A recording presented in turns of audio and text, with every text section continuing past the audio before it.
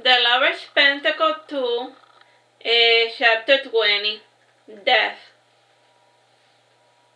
You smell like seawater. Go take a shower first, commented Eugenia.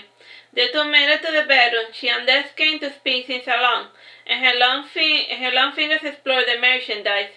You have such a beautiful body, Kain. Have you ever considered modeling? The thought has never crossed my mind.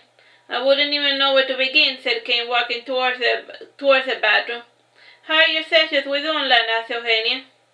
She pets my hair until I start talking, said Kain. Carina tells me that Unla does different things with all of her patients because every person is unique.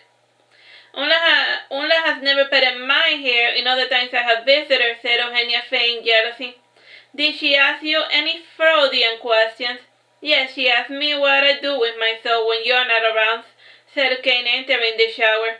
He stood back a pace while he waited for the water to heat up to his favorite temperature. I am a little curious about that myself, said Eugenia, and she brought a mannequin head with a blonde wig. Do you like redheads, brunettes, blondes? Kain smiled sadly, remembering his grandpa, and after keeping Eugenia in suspense, he said, I used to think that blonde hair was the most beautiful hair color. After being with you, Eugenia, I have come to the conclusion that ginger is king. Flattery will get you everywhere, mister, said Eugenia, taking out the blonde wig, and she started to brush the blonde wig. And you spaced out there for a second, and what's eating you up this time? Kain reached for the shampoo before placing his head underneath the cascading water, and smiling sadly, he said, When I was 12, my grandpa gifted me a Victoria's Secret magazine. Before showing it to me, he asked me what was my favorite hair color. When I told him blonde, he laughed happily because he had guessed right. Other than my body, what else do you like about me? Fishing for compliments, aren't we? Asked Eugenia before setting down the hairbrush. Who doesn't love compliments? Said Kain, rinsing out the shampoo. Eugenia got undressed for joining Kain in the shower, and she said, You forgot the conditioner. I never use it. I don't even buy it. You are so lucky, Kain, said Eugenia, caressing Kain's hair. Your hair is so silky, even with so little maintenance. Do you remember our first date? Kinda. We both got super drunk, said Kain, getting the shampoo to wash Eugenia's hair.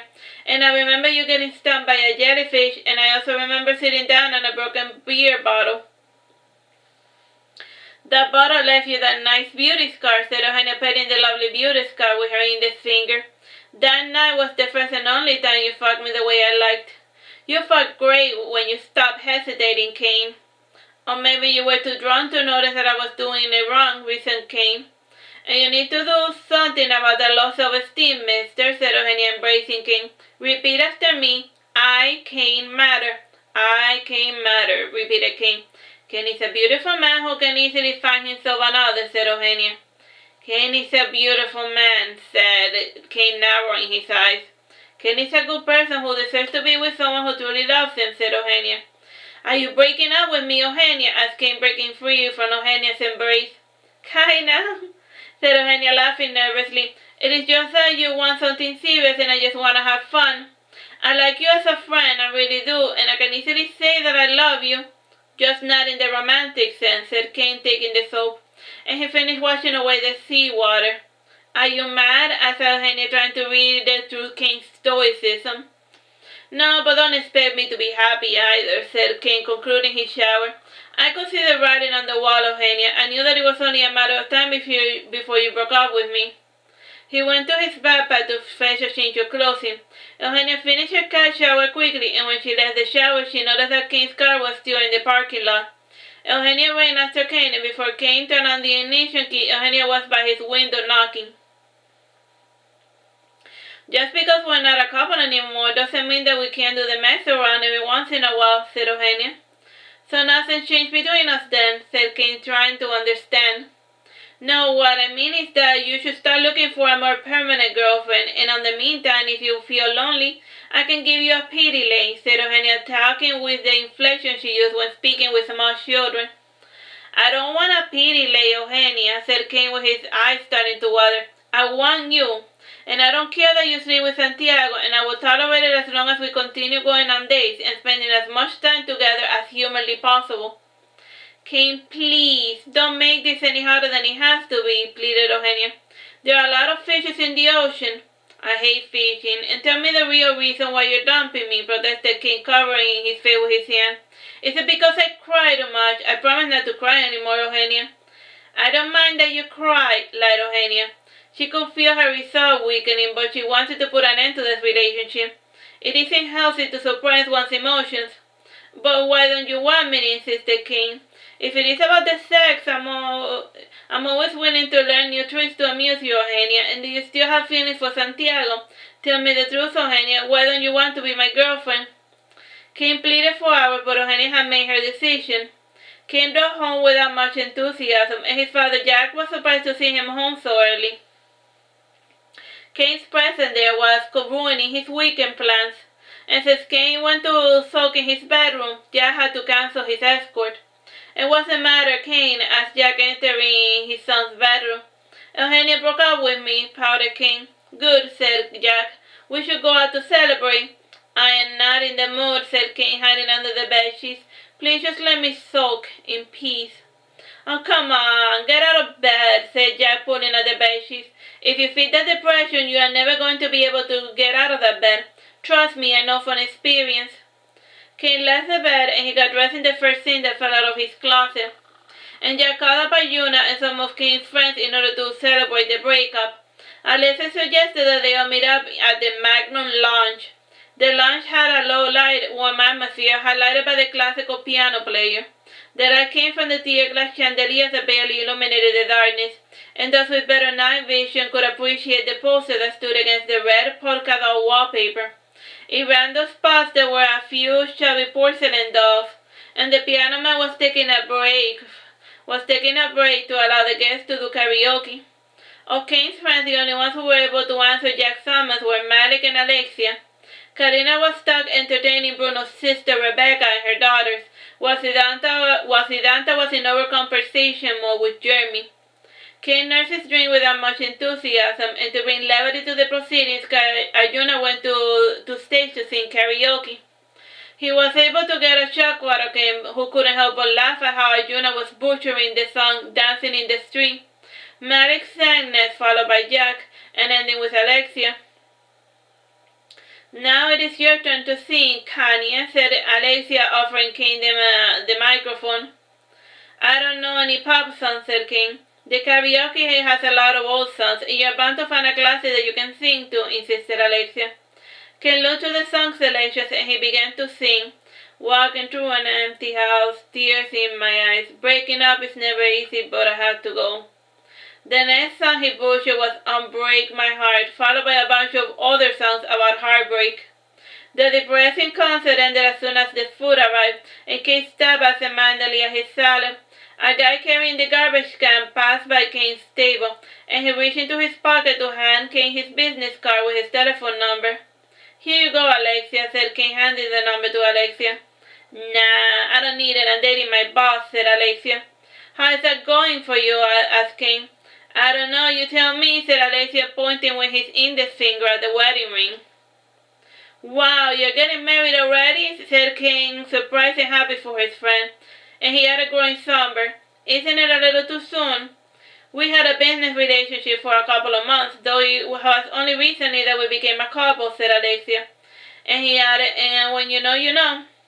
"Do you know what his parents are called?" asked Jack dryly. "No," said Alexia, pouting. "And what is his favorite color?" asked Malik, teasing Alexia. "Pink," guessed Alexia.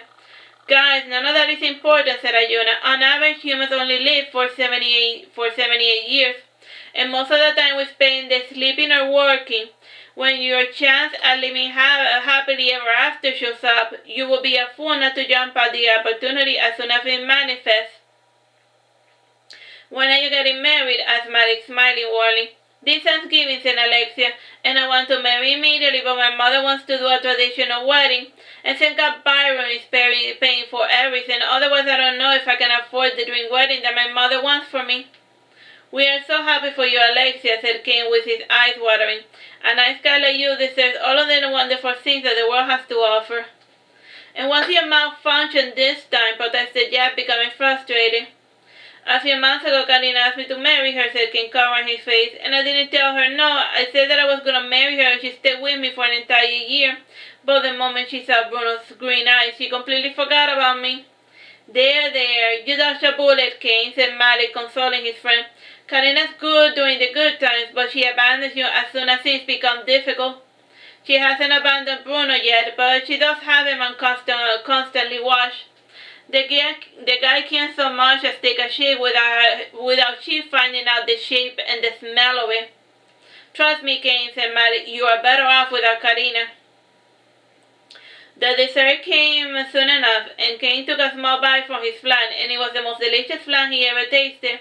A pity that it did nothing to improve his mood. He forced a fake smile, and he didn't want to bring down everyone with him. Malik paid for the bill. I gotta go to the bathroom, said Kain, getting up. I wouldn't if I were you, said Alexia.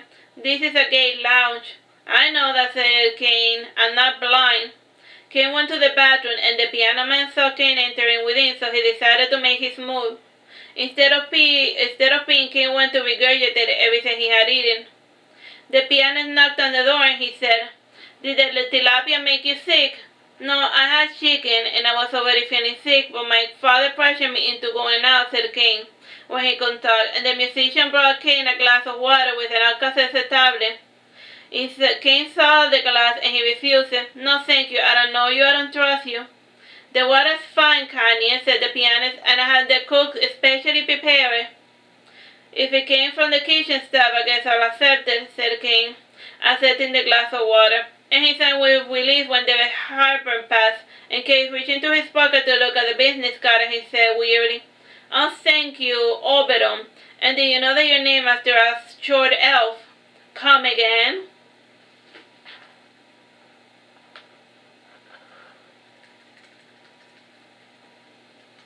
asked Oberon.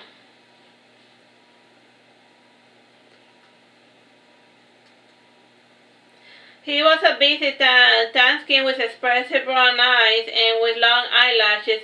His natural hair was black, though Oberon was of the habit of dyeing it of a different color each time he got a haircut. And right now it was dyed red with yellow streaks, which created the illusion of burning flames. Kain was relieved to see that he towered over Oberon, not by a lot, mind you. Oberon's head barely touched Kain's chin. When Oberon was born, he was cursed with dwarfism. The witch who cursed him felt bad for him, so she counterbalanced her curse by blessing him with incredible beauty, said Kain. A much taller incarnation of the Elfkin appears in Midsummer Night's Dream. "A bored Buckner and a pretty one at that," said Oberon, drawing uncomfortably close to Kain, and he had misinterpreted Kain's nervous response as flirtation. Oberon took the empty glass from Kain's hand, and the glass provided him the perfect excuse to feel Kain's silky skin. "Here's your card back," said Kain, returning Oberon his business card. I don't like men, and my girlfriend broke up with me today." "A pity," said Oberon, pouting. "A pity about your girlfriend breaking up with you. I mean, I don't like men either, or women for that matter. My motto is soul over body." "How does that work for you?" asked Kain, walking past Oberon, and he started to see if he had stained his outfit, and he frowned when he noticed the bar stains on his shirt. "I get to live in both worlds while I share in their disadvantages," said Oberon. "Modern says what I truly desire is a partner, and you are just my type, little Carnia. And what is there to like about me?" asked Kain, fishing for compliments. "I like your ladylike shyness, your table manners, your awful singing falsetto, and your taste in literature," said Oberon.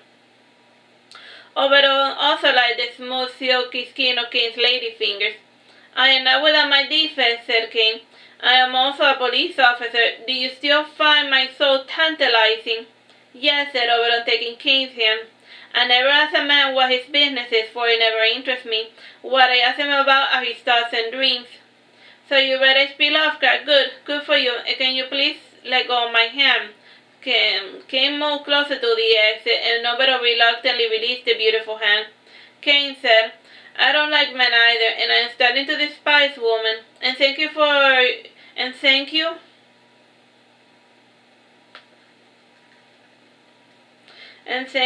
the glass of water. It was nice meeting you, Oberon." Kain opened the bathroom door, and before he was able to flee from the situation, Oberon caught hold of the feminine wrist. Oberon resisted the urge to kiss Kain, and he handed him his business card again. Smiling warmly, Oberon said, "Keep it. Call me if you change your mind."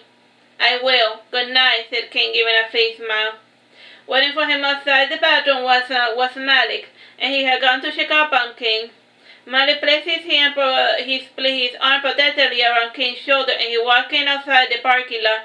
Jack already had the car running, and the parking lot outside the lounge was creepy, and Jack wanted to drive back to his home as quickly as possible. Malik asked before departing, "And was that guy bothering you?" "He was flirting with me, and other than refusing to let go of my hand, he didn't do anything else inappropriate. He got me a glass of water for my heartburn," explained Kain. "You threw up again, didn't you?" asked Malik. "Yeah," said Kain, sighing sadly, "and before you get too worried, I'm not sick of anything, or rather, what I have isn't a sickness of the body, but of the mind. And I got like that once when my mother died, and I felt sick again after my grandpa's funeral, and lastly I felt ill after my accident." "And have you spoken to Unla about it?" asked Malik. "I did, but I want to deal with my demons with as little medication as possible. I don't want to end up like my mother," said Kain. "And Malik, I told Unla about what the succubus did to you, and I'm sorry I wasn't able to keep your secret forever." "Don't worry about it, Kain. I wasn't expecting you to keep it a secret," said Malik. "And she probably didn't believe you, and I don't even believe it myself. Still, it is enough for me to be able to talk about it with you." The two old friends departed in good terms, and Jack drove home with his son Kain, and he tucked Kain in before placing a plushie inside his protective cocoon. Kain smiled when he recognized his cat plushie, Lady Juniper.